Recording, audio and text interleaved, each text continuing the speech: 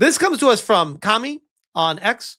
Reddit user claims that they've figured out what causes Monster Hunter Wild's performance issues. And it's kind of wild. According to their investigation, owning more DLC equals more frames per second, which is kind of the opposite that you would expect going into an issue. You would think that that would make it like process more and stuff like that. This is due to an aggressive check the game does to see what DLC you own. It is not intentional by Capcom, but this constant check causes performance dips, which, if that's the case, that is terrible programming.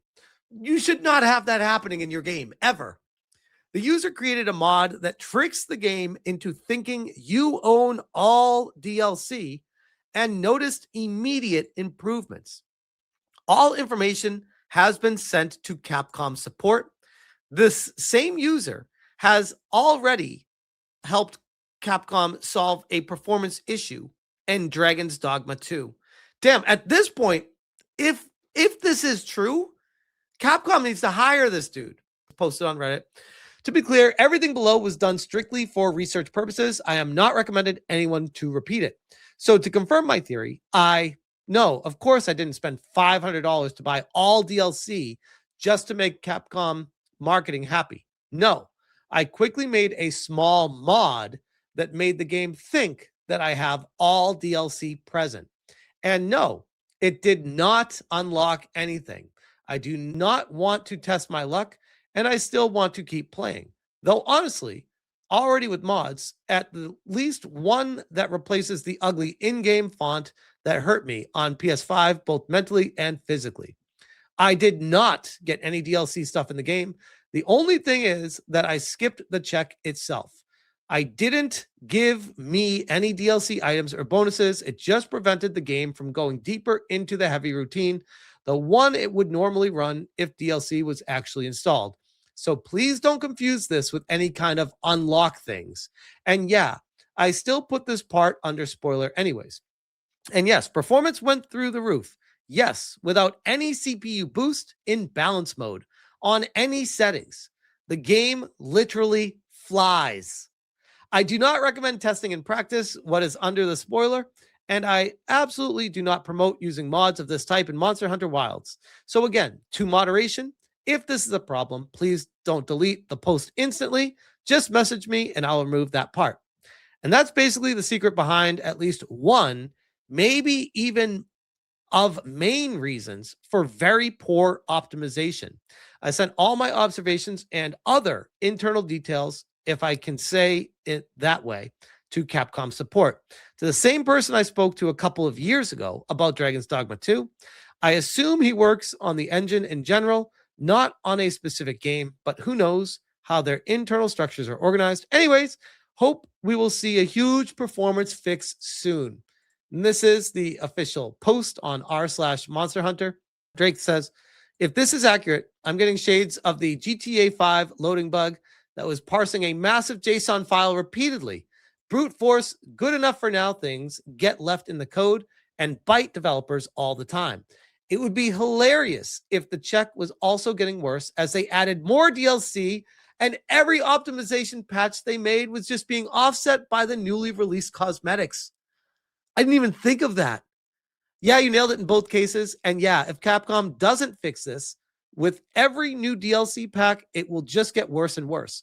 And honestly, we can already see it if we watch some YouTube videos where people say performance keeps getting worse over time. That explains, if this is true, that explains everything. Because for me, when the game first launched, I said I wasn't having much at all performance issues. I didn't know what people were complaining about. But Hypnotic, who has a better PC than me, was saying that he was having hiccups and problems and stuttering all the time with it. So I was like, oh, maybe it's just a your mileage may vary type thing with people. But if the DLC thing is to be believed, maybe that adds an extra layer to this. It said, just to clarify something, the DLC ownership check is only rechecking the unowned DLCs, right? Once the check determines DLC is owned, it is excluded in future checks, which is the reason for performance gains, right? That would make sense. It sounds like Capcom was trying to make it so that if you bought DLC during an active game session, the purchased DLC would become immediately available in game.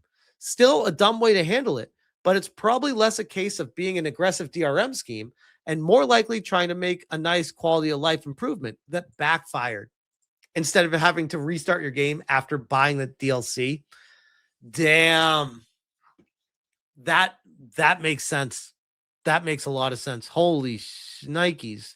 Which does happen. You can witness this when you pick up the free DLCs. It's a good point. Yeah, Path of Exile 2 does the same thing where DLC you buy while in-game becomes immediately available. This is a massive issue in gaming. Like every developer around the world needs to make note of this to never let this happen again. Because holy shit, they just tie it to actions in the in-game store. If I recall correctly, if you buy it outside the game, you need to open and close the game in store to trigger the check. Wow, wow, wow. Kami continues, said the user has posted an unlisted video showing the performance. Go to 230 for no DLC. Go to 530 for all DLC modded. Digital Foundry has reached out to them for a video. MBG says, Capcom dev, sir, we have somehow accidentally tied increased performance to increased spending on DLC. Capcom executive, go on. They should hire him. That's what I said. They really should. More FPS is an issue? Nah, the issue is you get worse performance if you don't buy the DLC. Maybe Capcom should hire this guy. This brings a new meaning to pay to win. You literally have to buy skins just to unlock a stable frame rate. It is embarrassing that a random Redditor is doing better QA than Capcom's entire engineering team again. If the DRM checks for DLC so hard it bricks the CPU, maybe they should optimize the game instead of the revenue stream. I wonder. This is one of those situations that I would never have thought of. But as soon as you explain the problem, it's like, oh yeah, that totally makes sense. Now I understand why the game is not working the way it should. Curious to see if Capcom's going to make an official statement on this. They're probably right now working overtime to be like, oh crap, we need to patch that and fix that immediately. Which means if they are to, they might actually change how the DLC gets processed, meaning that it's a bigger change than just a quick patch. But instead, next time you'll need to reboot your game after you buy the DLC in-game, which will probably piss people off, and they'll probably have to consider, do we put a note that shows up when you buy it saying, please restart your game for optimal performance and to access this content? I think that would be smart of them. But we'll see. I'll keep you guys posted if Capcom makes any updates on that, but I wouldn't even hold your breath. I think they might just not say anything and just quietly patch this through. Because at the end of the day, it's actually pretty embarrassing.